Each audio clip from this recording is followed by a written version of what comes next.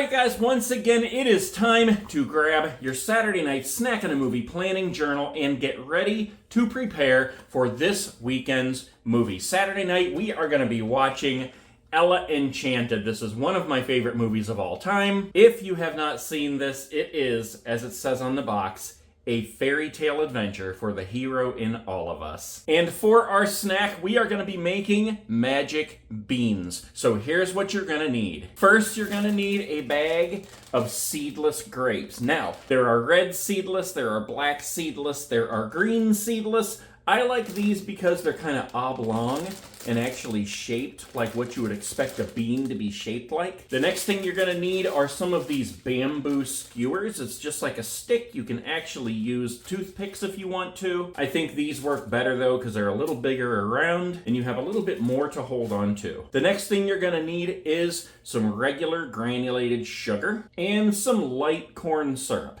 And the last thing you're going to need is, check it out, Pop Rocks. Now, I got these at the Five Below. That's the only place I could find them. You can get whatever kind you want. We have strawberry, tropical punch, watermelon, and I actually got 2 packs of each. They were $1.50 a piece at Five Below. Now, if you can't find Pop Rocks, that's okay. You can just get something like regular sprinkles, or you can get any kind of hard candy and crush it, like Lifesavers or Jolly Ranchers. I've seen a lot of people make them with those, but I just figured that Pop Rocks would be much more fun. Plus, they're easier to chew. All right, guys, that is it. I will see you this weekend on Saturday night for ENCHANTED.